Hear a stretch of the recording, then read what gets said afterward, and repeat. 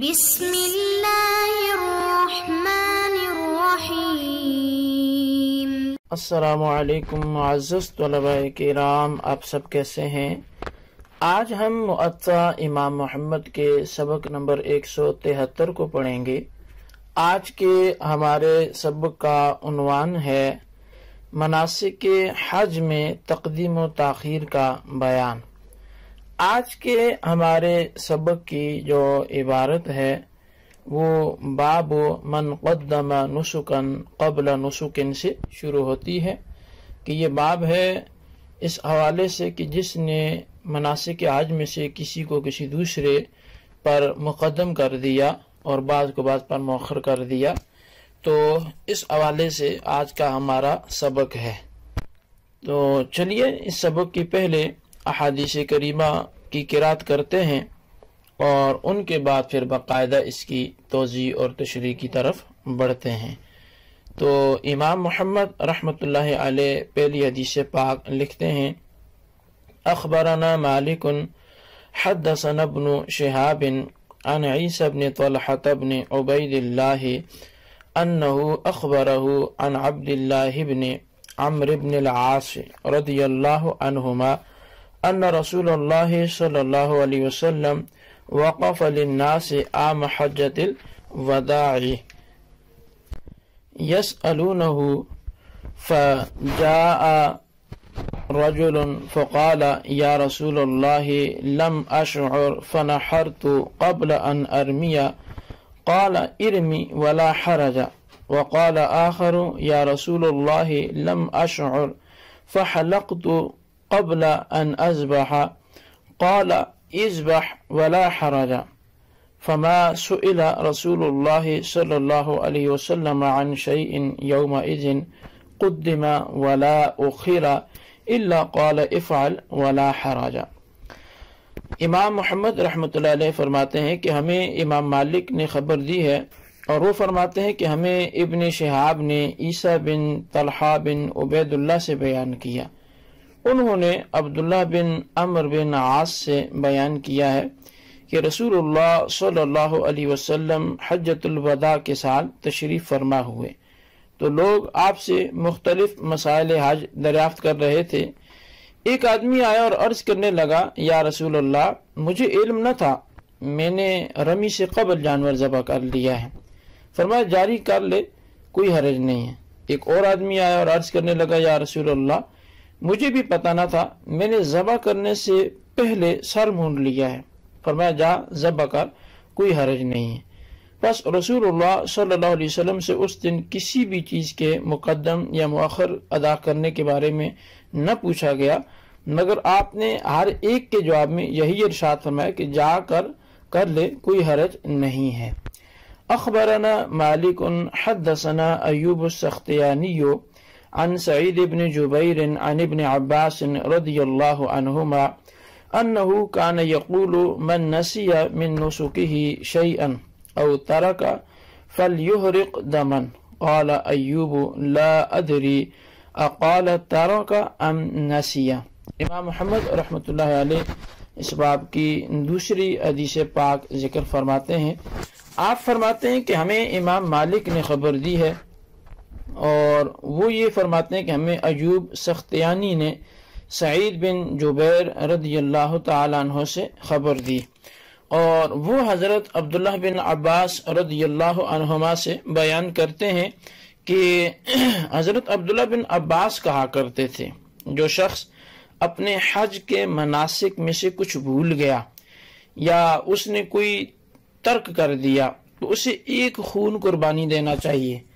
اب یہاں پہ راوی یہ کہتے ہیں کہ میں نہیں جانتا کہ آپ نے لفظ ترکا فرمایا تھا کہ جو چھوڑ دیا کچھ اس نے، یا لفظ نسیہ فرمایا تھا کہ کچھ بھول گیا۔ تو خیر یہ راوی کا شک ہے روایت کے حوالے سے اس ایک لفظ کے درمیان۔ اور حدیث پاک کیونکہ مکمل ہوئی تو اس کے بعد امام محمد رحمۃ اللہ علیہ مذہب احناف کو بیان کرتے ہوئے لکھتے ہیں: قال محمد وبالحديث الذي روي عن النبي صلى الله عليه وسلم نأخذ أنه قال لا حرج في شيء من ذلك وقال ابو حنیفۃ رحمۃ اللہ علیہ ولا حرج فی شیء من ذلك ولم يرى في شيء من ذلك كفارة إلا في خصلة واحدة المتمتع والقارن إذا حلق قبل أن يذبح قال عليه دم وأما نحن فلا نرى عليه شيئا. تو امام محمد رحمۃ اللہ علیہ آپ فرماتے ہیں کہ جو حدیث رسول اللہ صلی اللہ علیہ وسلم یہاں روایت کی گئی تو ہم اسی پر عمل پیرا ہیں، اسی پہ ہم اپنا عمل کرتے ہیں.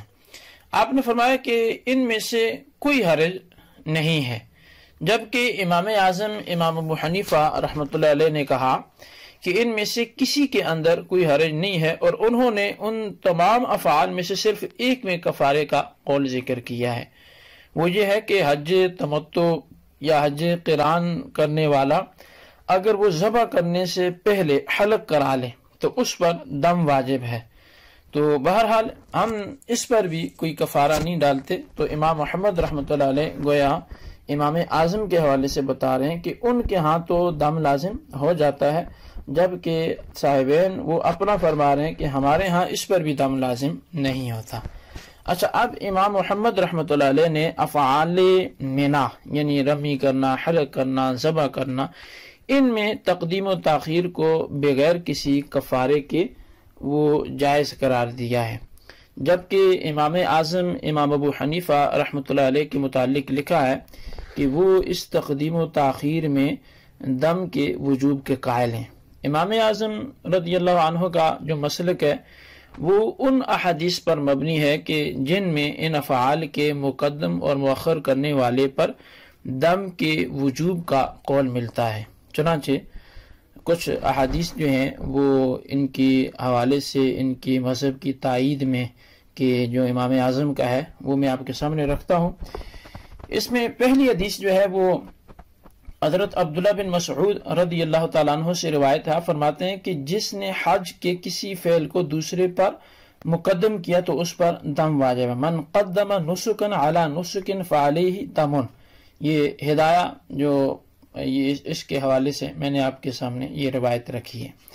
اور دوسری تحاوی شریف کی روایت ہے حضرت مجاہد، وہ حضرت عبداللہ بن عباس رضی اللہ عنہما سے روایت کرتے ہیں کہ جس نے اپنے حج میں سے کسی کام کو مقدم یا مؤخر کیا تو اسے ایسا کرنے پر دم دینا چاہیے، یعنی قربانی اسے دینی چاہیے. تو اب یہ بھی من قدم شیئا من حجہ او اخرہ فلیحرق ذالک دمن لذالک دمن. تو خیر یہ اسی طرح تحاوی شریف کی ایک دوسری حدیث بھی ہے جو حضرت سعید بن جبیر رضی اللہ تعالیٰ عنہ حضرت عبداللہ بن عباس رضی اللہ عنہما سے اسی جیسی وہ روایت کرتے ہیں.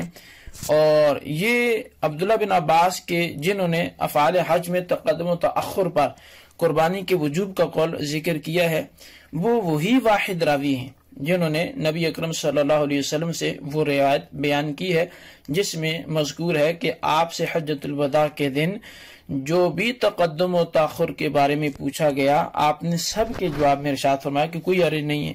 تو معلوم ہوا کہ اس حدیث پاک کا معنی حضرت عبداللہ بن عباس کے نزدیک اباحت نہ تھا، یعنی کسی فعل کو دوسرے سے مقدم یا مؤخر کرنا مباح ہے جبکہ وہ اس تقدیم و تاخیر پر قربانی کے وجوب کا قول کر رہے ہیں.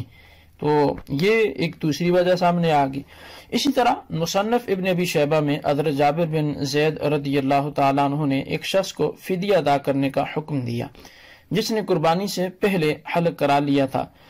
تو حضرت مجاہد حضرت عبداللہ بن عباس رضی اللہ عنہما سے بیان کرتے ہیں کہ انہوں نے فرمایا کہ جس نے حج کی کوئی چیز آگے پیچھے ادا کی تو اس پر اسے دم بہانا چاہیے، یعنی خون بہانا چاہیے، قربانی دینی چاہیے.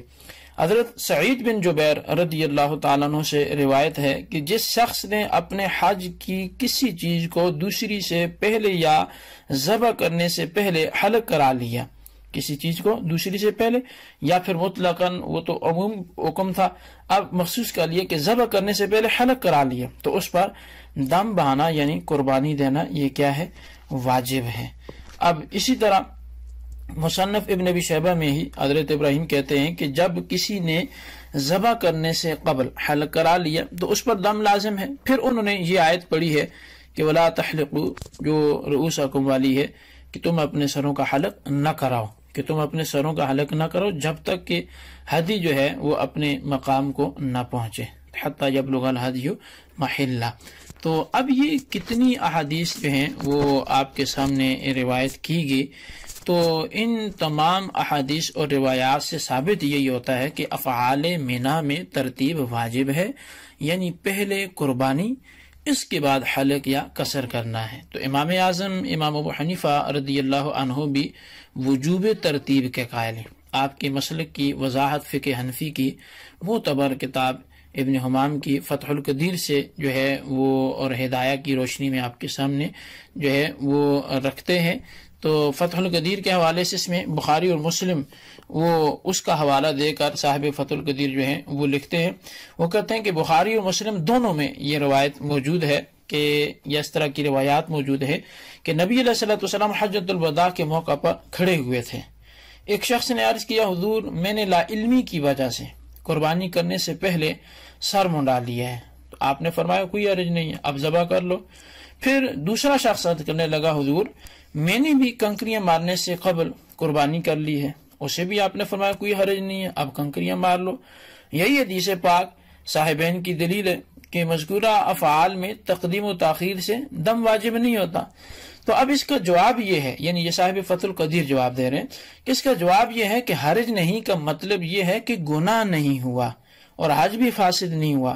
یہ مطلب نہیں ہے کہ ان افعال کی تقدیم و تاخیر پر کوئی جزا اور فدیہ نہیں ہے، یعنی یہ کہ جو امام اعظم کا نظریہ ہے یہ حدیث اس کے خلاف نہیں ہے، کیونکہ دونوں سائل اپنی اپنی لا علمی کی بنا پر پوچھ رہے ہیں۔ اس کا مغالطہ یہ ہے کہ لا علمی میں ایسا کرنے کے بعد انہیں پتہ چلا کہ ایسا ممنوع ہے، اس لیے انہوں نے سوال سے قبل اپنی لا علمی کو پیش کیا تاکہ معقول عذر بن جائے۔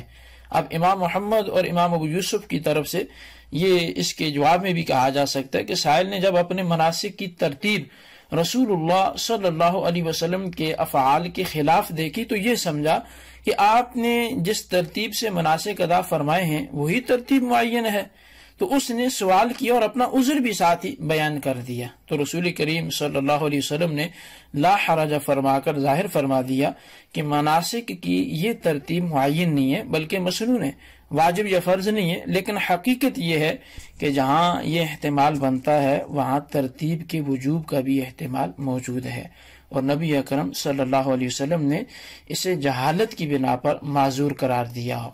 آپ نے صحابہ کرام کو افعال حج سیکھنے کا جو حکم دیا اور لا علمی کی وجہ سے ان کو معذور قرار دیا، کیونکہ یہ دور فرضیت حج کا ابتدائی بلکہ اول دور تھا۔ تو جب یہ ارشاد نبوی، اس ارشاد نبوی میں دونوں احتمال موجود ہیں تو احتیاطاً وجوب کے قول پر ہی عمل کرنا چاہیے۔ اس سے امام اعظم امام ابو حنیفہ رضی اللہ عنہ کی دلیل جو ہے وہ مزید قوت پاتی ہے، مضبوط ہوتی ہے، اور ان کی تائید حضرت عبداللہ بن مسعود رضی اللہ تعالیٰ عنہ کے اس قول سے بھی ہوتی ہے کہ جس میں انہوں نے فرمایا کہ جس نے افعال حج میں سے کسی فعل کو دوسرے پر مقدم کیا تو اس پر دم واجب ہے، بلکہ یہ تو خود ایک مستقل دلیل ہے۔ ہدایت کے کچھ نسخوں میں ان کے بجائے عبداللہ بن عباس رضی اللہ تعالیٰ عنہ کا بھی نام جو ہے وہ ملتا ہے، اور یہ زیادہ معروف ہے۔ یہ روایت امام ابن ابی شیبہ نے جو ہے وہ ذکر کی ہے، اور ایک اور روایت میں یہ الفاظ ہیں کہ جس شخص نے حج کے کسی فعل کو دوسرے سے مقدم یا مؤخر کیا وہ اس کے بدلے میں خون بہائے، یعنی قربانی دے۔ اس روایت میں ایک راوی ابراہیم بن مہاجر ہیں جن کو ضعیف کہا گیا، لیکن امام طحاوی نے یہی روایت جو ہے جس سند سے ذکر کی ہے اس میں یہ راوی موجود نہیں ہے، تو لہٰذا وہ جو راوی کی وجہ سے ایک کمزوری یا ضعف کا انداز بیچ میں آ رہا تھا تو وہ بھی اس میں سے ختم ہو گئے۔ تو مختصر یہ ہے کہ افعال مینا میں امام اعظم رضی اللہ عنہ کے نزدیک ترتیب واجب ہے۔